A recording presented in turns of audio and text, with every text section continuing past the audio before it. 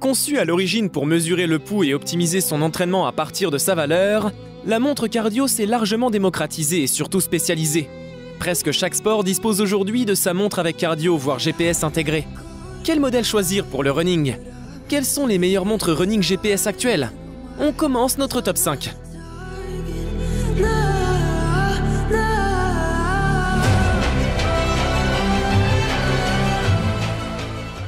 Fitbit Ionic. C'est une montre que je teste depuis un peu plus d'1 an. En effet, suite au sondage sur mon compte Instagram, beaucoup semblaient intéressés par cette montre. Je vous livre enfin mon avis après l'avoir testée sur le long terme. Pour rappel, avant d'avoir cette montre, je possédais le modèle Charge 2, toujours chez Fitbit, que ma copine utilise à présent. L'accès aux informations santé est immédiat en swipant l'écran vers le haut.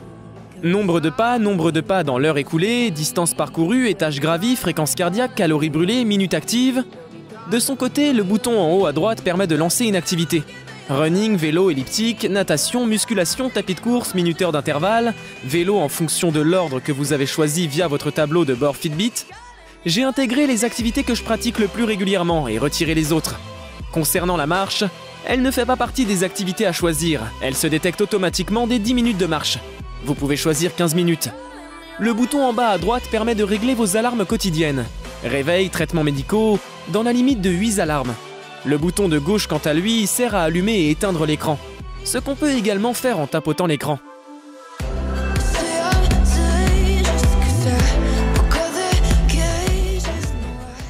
Coros Apex Pro. La mise en route de l'Apex Pro se fait très rapidement. Il suffit de scanner un QR code présent à l'écran pour synchroniser la montre et l'application. Tout est toujours très intuitif chez Coros, même sans se poser sur le manuel d'utilisation.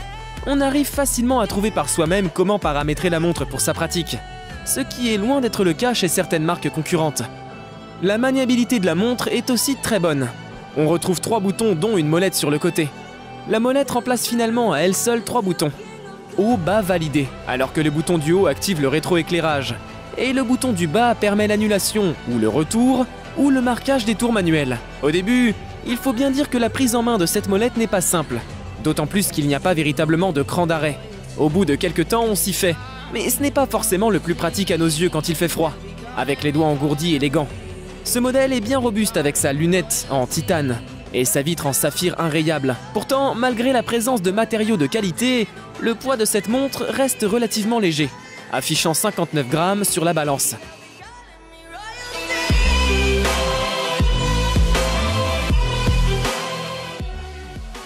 Garmin Forerunner 245. La montre GPS Garmin la plus vendue au monde. Le placement de cette Forerunner 245 Music est intéressant, puisque ce n'est pas une déclinaison running de la Vivo Active Music, mais une nouvelle montre GPS qui vient se placer juste en dessous de la Forerunner 645 Music, et en dessus de la Forerunner 235. La Forerunner 245 Music est donc une grosse amélioration par rapport à la 235. Autonomie doublée, plus légère, Advanced Running Dynamics, 11 algorithmes First Beat, suivi d'itinéraires, oxygénation sanguine, etc.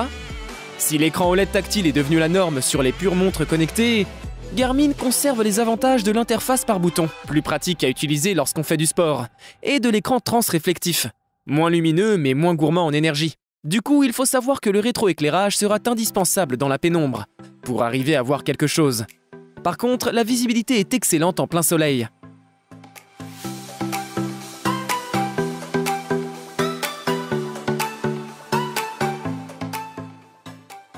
Polar Init. C'est une montre connectée pour les accros au fitness et au cross-training. Avec son GPS intégré, cette montre présente un bon rapport qualité-prix et suit avec précision vos progressions sportives. Dommage que son écran s'active laborieusement, ce qui complique un peu son utilisation.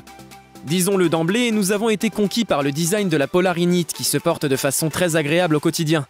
Le cadran, tout rond, est peu encombrant, léger et élégant. C'est aussi le cas du bracelet en silicone qui se décline en 4 couleurs.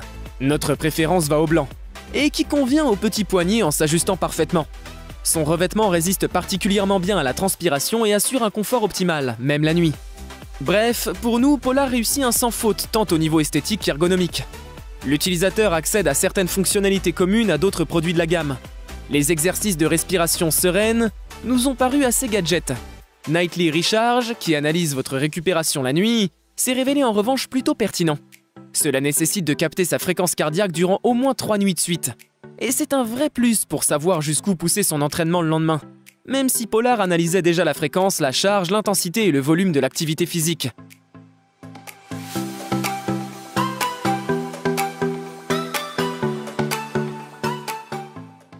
Apple Watch série 6. Déjà réussi dans sa version précédente, l'Apple Watch série 6 gagne quelques nouveautés et améliorations matérielles et logicielles, dont la mesure de l'oxygénation du sang qui se perfectionne encore un peu plus. Voici donc l'Apple Watch série 6, la nouvelle déclinaison de la reine des montres connectées, toujours aussi complète et élégante. Elle ne se distingue que de la précédente itération que par quelques nouveautés, principalement dans la santé.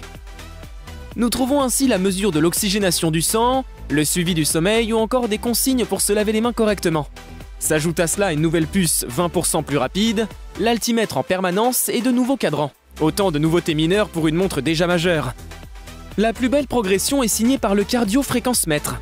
Grâce à la refonte des capteurs dorsaux, nécessitée par l'arrivée de la mesure de l'oxygénation du sang, la Watch série 6 compte désormais 4 jeux de LED rouge et verte. Pour rappel, les watches précédentes n'en comptaient qu'un. Avec ce nouvel attirail, le suivi de la fréquence cardiaque se révèle bien plus précis, que ce soit lors d'une activité physique douce ou plus intense. Ainsi, la marge d'erreur par rapport à la ceinture pectorale Polar H10, qui nous considérons comme très fiable, est inférieure à 1% lors d'un jogging. De la même façon, elle n'est que de 2,6% lors d'un exercice de fractionné. Un résultat d'autant plus satisfaisant que la courbe de fréquence cardiaque obtenue enregistre correctement les différentes variations. Nous avons donc là une montre parfaitement pertinente pour un sportif régulier. Un véritable plus pour l'Apple Watch.